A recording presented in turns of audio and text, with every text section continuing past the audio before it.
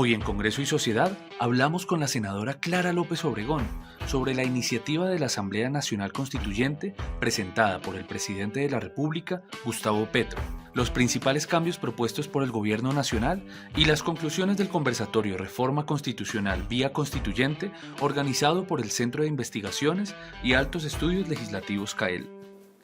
Amables televidentes, bienvenidos a Congreso y Sociedad, programa institucional de la Secretaría General del Senado de la República. Hoy nos acompaña la senadora Clara López. Senadora, bienvenida a Congreso y Sociedad. Muchísimas gracias por la invitación, Sebastián. No, senadora, para nosotros es un gusto. Senadora, ¿por qué proponer una constituyente justo ahora?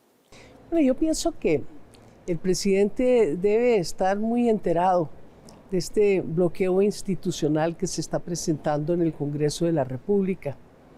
Hay una especie como de operación tortuga, de dilación, con impedimentos, con constancias, para evitar que se discutan las reformas. Y ya tenemos el anuncio del Centro Democrático de que van a participar en las discusiones, van a inundarnos de proposiciones, pero se van a salir al momento de votar.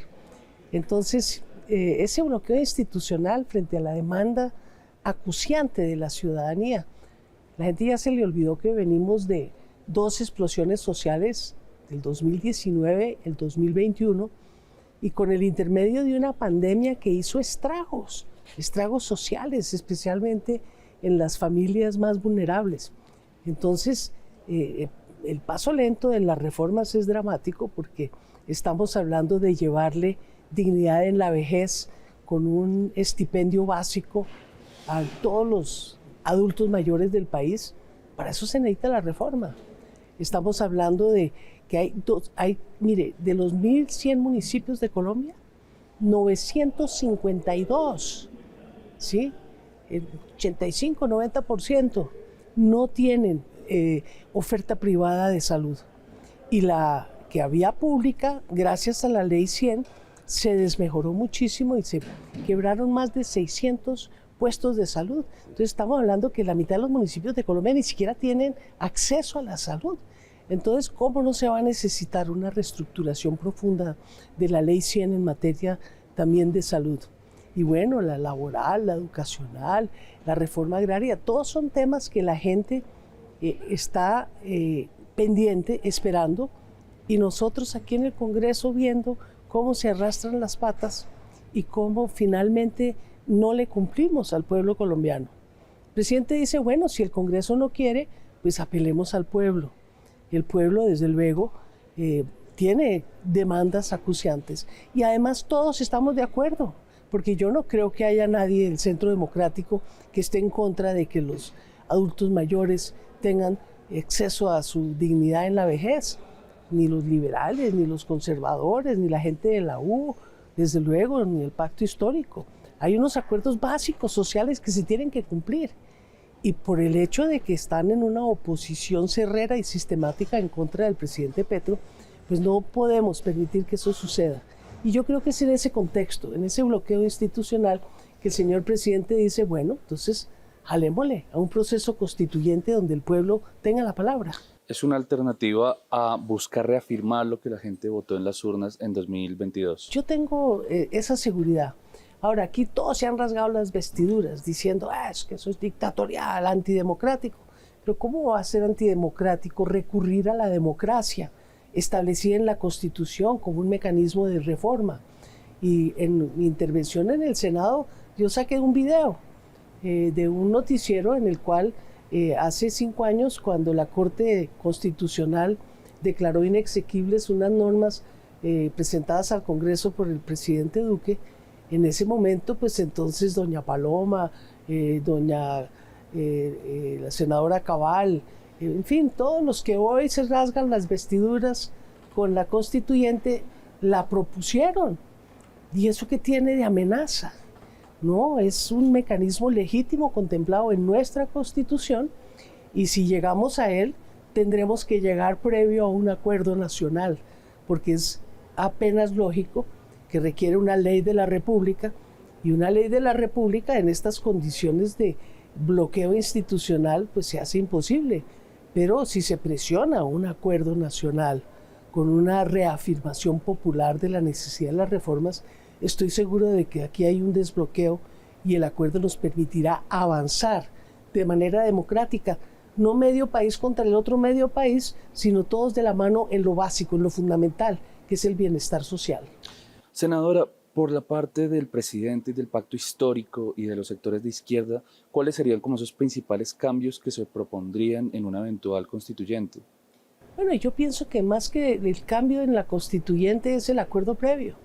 Y eso no pueden ser las propuestas solamente de uno, es Claro, una pues, un gran conversación. acuerdo nacional. Pero para mí el gran acuerdo nacional pasa por eliminar como compromiso de todas las fuerzas políticas y sociales de este país la violencia como mecanismo para hacer política. Uno.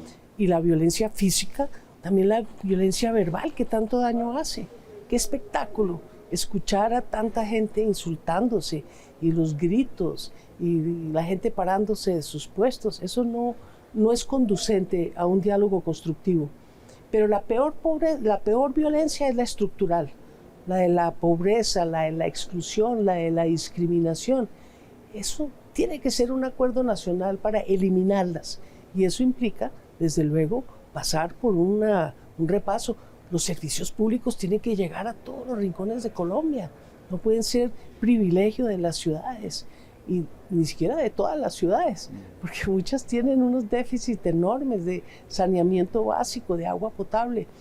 Yo creo que esos acuerdos los tenemos que reeditar. Existieron en una época, en 1991. Yo creo que esos acuerdos se han venido a menos y hay que reafirmarlos y sacarlos adelante.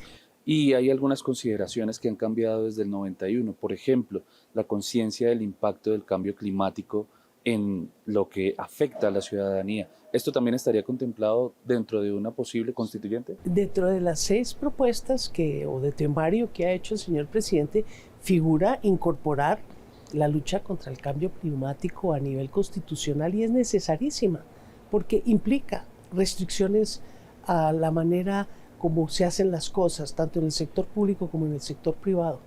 Y nosotros hemos adquirido compromisos internacionales ante las cumbres sobre el clima. Una de ellas se va a realizar en Cali este año, y para cumplir esos compromisos, elevar la lucha contra el cambio climático, la adaptación y demás a un rango constitucional me parece muy prudente, porque ese es el tema estratégico y crucial de nuestra era. Lo repitió el Papa Francisco ayer o antier en un libro entrevista que le acaban de publicar en Italia. Los 2 temas para él de este tiempo son el tema de la guerra y la paz y el diálogo para evitar la guerra. Y lo segundo, para evitarla y para acabarla.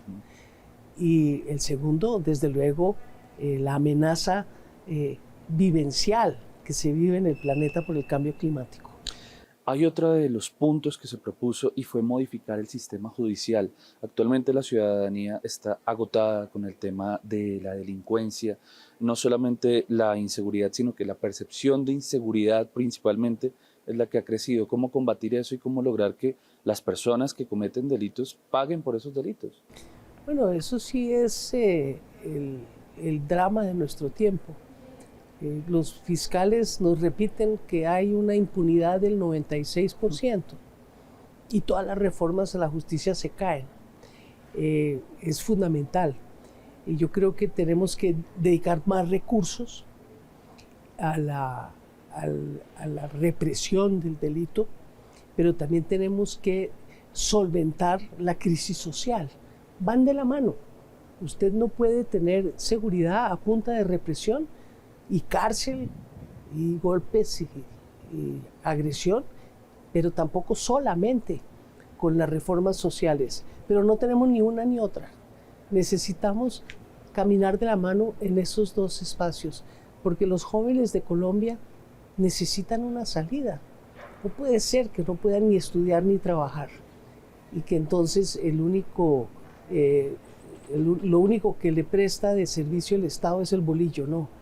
Nuestras fuerzas de policía también requieren ese respaldo del Estado, que ellos entren cuando ya está el delincuente que no quiere allanarse a la vida social, pero que no sea el instrumento de represión de la juventud.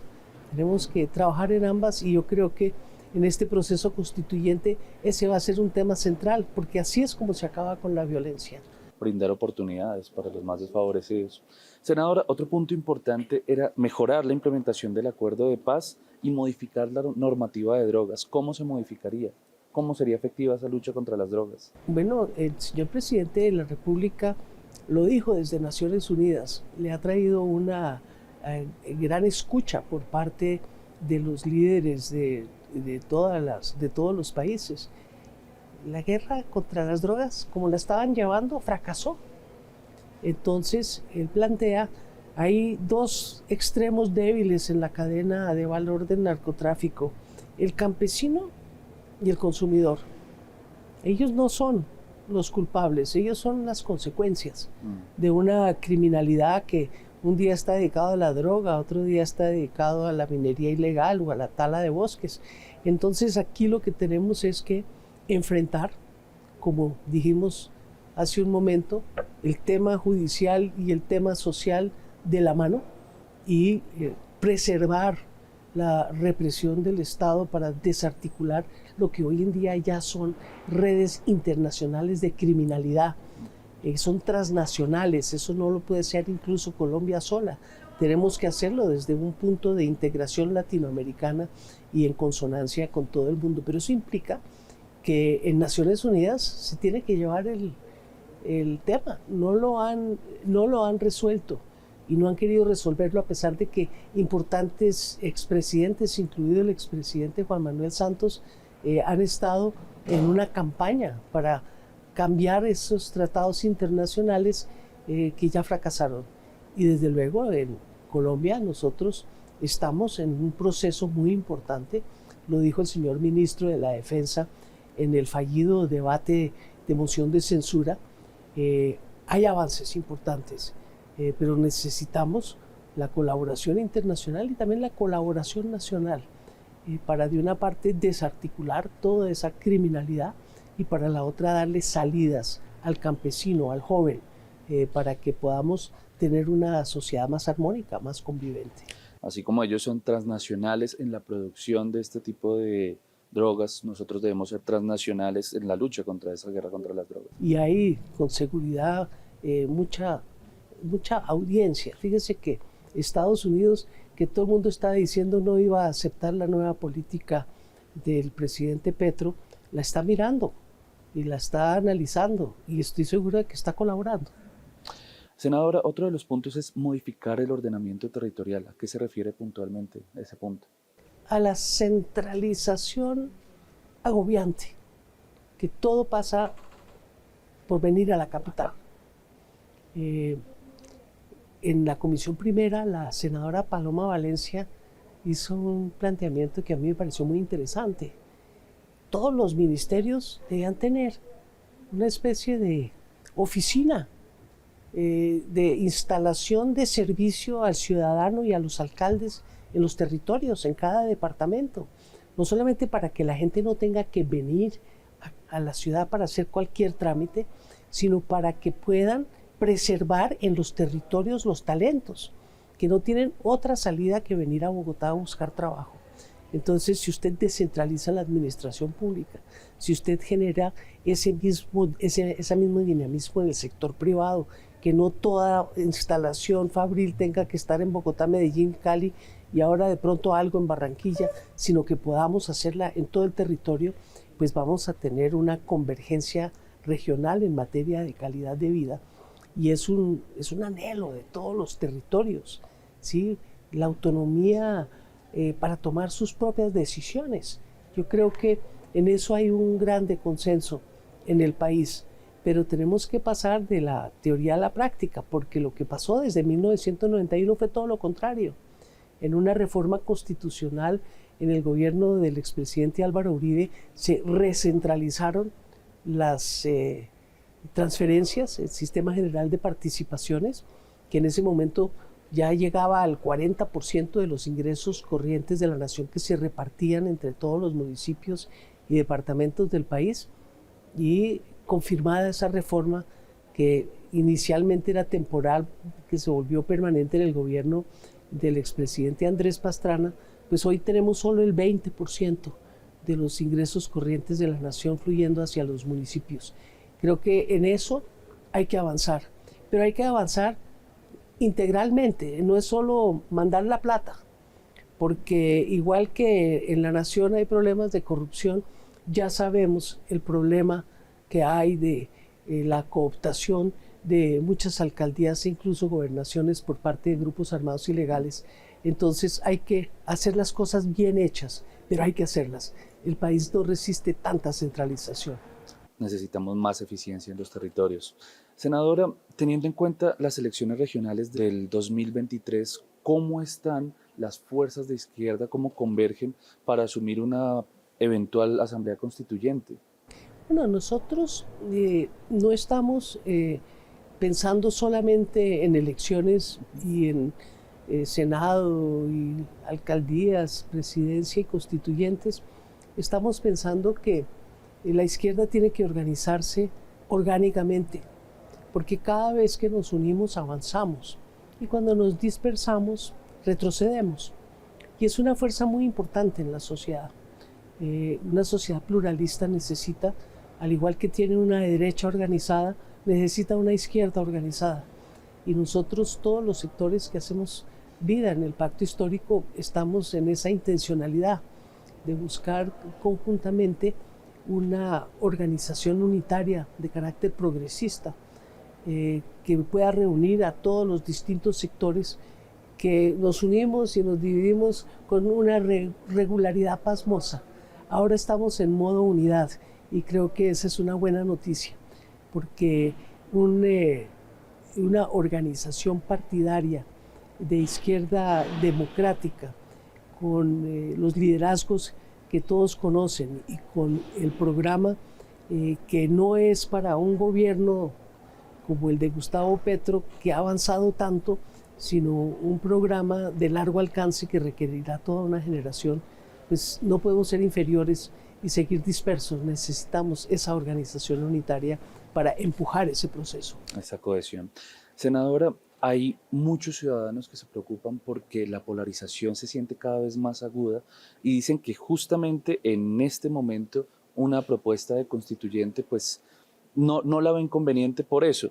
¿Usted considera todo lo contrario, que justamente la constituyente es para abrir el diálogo de todos los sectores? Claro, es para cimbronear, es para decirle a la gente, oiga, no podemos seguir así, estamos como en un juego de niños, esto parece la patria boba, lo que necesitamos es una deliberación pública coherente, inteligente de cara al país, sobre la problemática del país, y desde luego que la iniciativa constituyente tiene que fomentar y facilitar ese diálogo. Fíjese usted, se necesita un acuerdo nacional para ir a una constituyente y el proceso constituyente es la búsqueda de esos acuerdos que hagan fuerte nuevamente un gran acuerdo nacional, que es lo que el país necesita en esta y en todas las coyunturas para salir adelante. Hay unos mínimos en los cuales todos tenemos que estar de acuerdo y esos mínimos hay que refrendarlos, insistir en ellos y vuelvo a reiterar, el principal, sacar la violencia de todos los espacios y resquicios de la actividad política y social de nuestro país. Senadora, esta mañana Germán Vargas Lleras dijo textualmente, y cito, el presidente Petro quiere copiar la constitución de Maduro. ¿Qué opina acerca de esas declaraciones? Pues yo no conozco que Maduro tenga una constitución propia. Conozco mucho la constitución de 1999 que se hizo en la época de Hugo Rafael Chávez. Fue convocada una constituyente por él al inicio de su primer mandato. Y esa constitución, yo la he estudiado a fondo, tiene como marco, como referente, la constitución de 1991 de nuestro país. Está dentro de las corrientes del Estado Social de Derecho que vienen de Alemania, de España, de Europa. No, yo creo que la crítica no se debe hacer a la Constitución, sino como siempre, a quienes la manejan. Senadora, ¿quiénes fueron los protagonistas del conversatorio Reforma Constitucional Vía Constituyente, organizado por el Centro de Investigaciones y Altos Estudios Legislativos CAEL? Bueno, muy interesante. Estuvo el el ex magistrado, expresidente de la Corte Constitucional, Sierra Porto, coordinando nuestra conversación con Humberto de la Calle, María José Pizarro, el constitucionalista raizal, que es Humberto de la Calle, y el expresidente de la Corte dieron una visión profundamente jurídica de la temática, y María José y yo hicimos la referencia política jurídica. No se puede apartar lo uno de lo otro. Colombia debe impulsar estos diálogos, y me gusta mucho que tengamos el CAEL en el Congreso de la República para tener producción de conocimiento propio, ¿sí? Tener la capacidad de generar científicamente no solamente materiales, sino discusiones con pensamiento crítico, con pluralismo. Me gustó mucho esa iniciativa del CAEL y espero que se repita. Bueno, senadora, pues muchísimas gracias por su presencia aquí en Congreso y Sociedad. Creo que clarifica mucho de los mitos y también de las acciones que se quieren hacer puntualmente con la Asamblea Constituyente propuesta por el presidente Petro. ¿Qué mensaje le daría usted a los ciudadanos, por último, muy corto, acerca de este tema? Que no hay que temerle ni a la democracia ni a la deliberación pública. Dije en el Senado y lo repito aquí, el ateísmo religioso comienza con dudar de Dios, el ateísmo republicano con dudar del pueblo. Aquí no hay ninguna amenaza, aquí lo que hay es una profunda concepción democrática para sacar adelante el Estado social de derecho que nos hace falta en Colombia. Senadora, de nuevo, muchas gracias por su presencia en Congreso y Sociedad. A usted, Sebastián, muchas gracias. Y a ustedes, amables televidentes, los invitamos a contactarnos a través de nuestras redes sociales. Los esperamos aquí en Congreso y Sociedad en una próxima oportunidad. Humberto Sierra Porto es el director del Departamento de Derecho Constitucional de la Universidad Externado de Colombia. Es abogado egresado de esa misma universidad, donde también ha sido profesor titular de Derecho Público y Derecho Constitucional desde el año 2006. Se graduó como especialista en Derecho Constitucional y Ciencias Políticas del Centro de Estudios Constitucionales de Madrid. Es doctor en Derecho de la Universidad Autónoma de Madrid y se desempeñó como magistrado de la Corte Constitucional Colombiana entre el 2004 y el 2012, donde ocupó su máxima dignidad como presidente en el año 2008.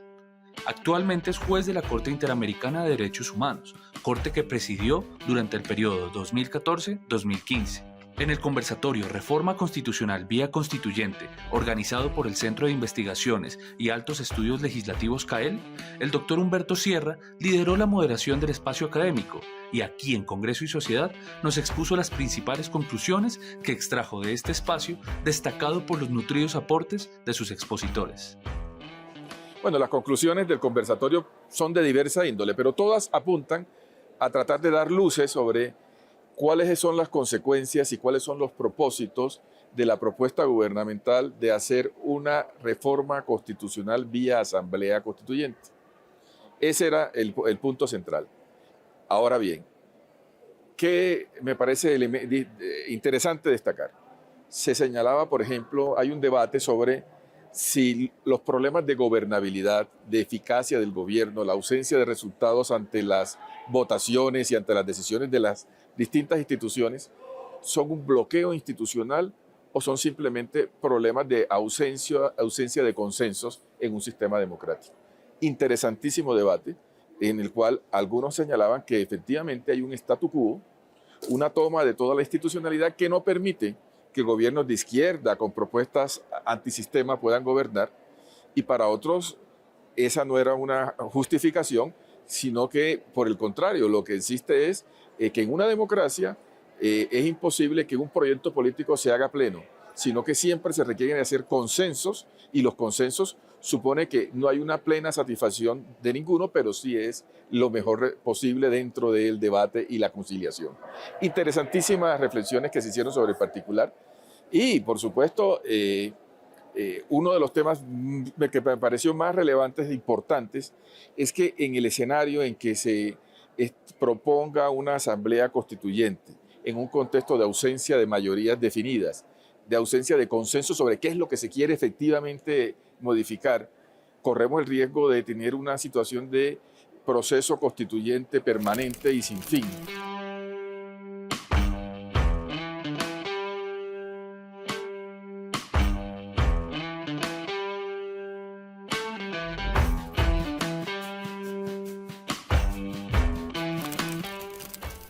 Como eventualmente ha sucedido de alguna manera en Chile. Entonces la pregunta es que las consecuencias en materia de zozobra institucional y en materia de estabilidad institucional y jurídica son muy relevantes y hay que tener mucho cuidado con esa situación.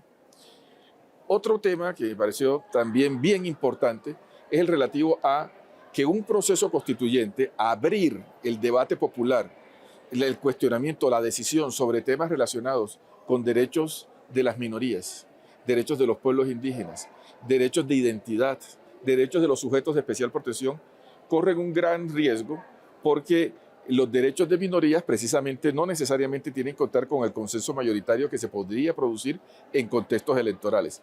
Es muy riesgoso y es innecesario cuestionar algo tan importante como ha sido la Carta de Derechos en nuestro país. ¿Qué tal que cuestionemos el lenguaje incluyente? ¿O qué tal que cuestionemos los derechos de las personas trans? Ese tipo de preocupaciones, la consulta previa de los pueblos indígenas, ese tipo de cosas son de la mayor relevancia dentro de las reflexiones que se dieron en este evento. Doctor Humberto, la propuesta de constituyente que hace el gobierno nacional ¿se produce más en un escenario para generar el debate, mover a la opinión pública, o es algo realizable y trazable en el corto plazo?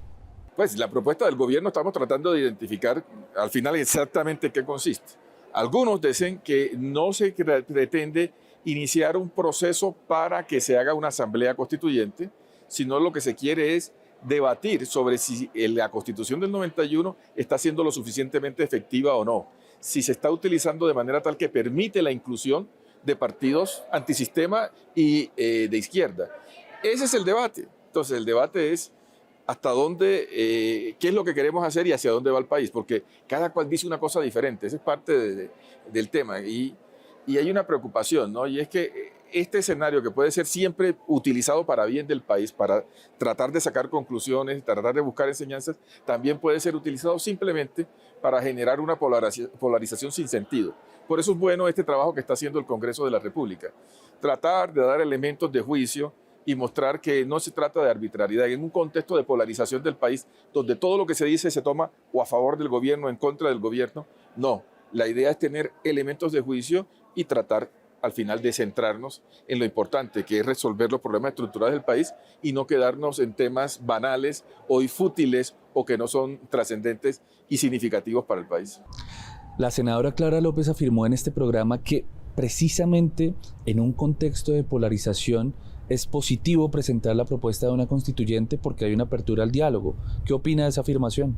Es una lectura absolutamente válida y ojalá que, más que lectura, es un propósito que ojalá se cumpliera en el país. La verdad es que tenemos una seria dificultad en el debate público. Es difícil expresar una idea sin que se entienda como una diatriba contra el gobierno o una defensa cerrada contra todo lo que hace y dice el gobierno. Creo que el mundo tiene muchos más matices y hay que tratar de evitar que simple y llanamente nos quedemos con los titulares, con los aspavientos y con las posiciones radicales. El país tiene que hacer un gran trabajo de sosiego, de reflexión. Y es parte, por ejemplo, eso se discutió en el evento de hoy. ¿Será que hay que darle tiempo a las instituciones para que se resuelvan problemas de largo aliento como la salud, las pensiones, el trabajo? ¿O hay ocasiones en donde es necesario tomar radicalmente medidas prontas? ¿Será que en materia de salud es mejor esperar que el tiempo, las instituciones vayan evolucionando? O, por ejemplo, en materia laboral, se considera por todos que es esencial tomar medidas inmediatas.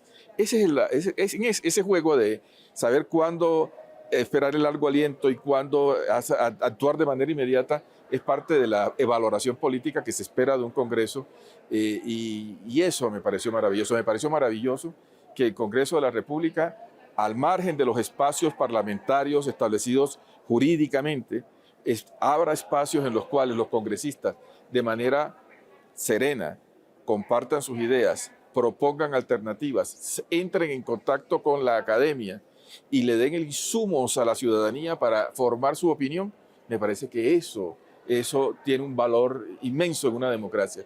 Gracias al CAEL, gracias al Centro de Pensamiento del Congreso, creo que se está empezando a trabajar en ese sentido.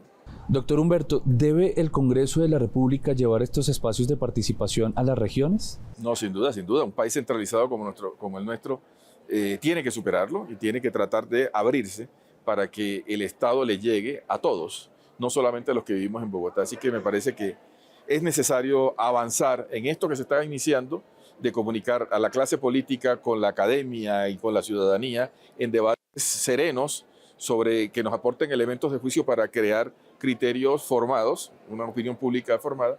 Creo que eso se debe hacer más allá del territorio y de la sede del Capitolio.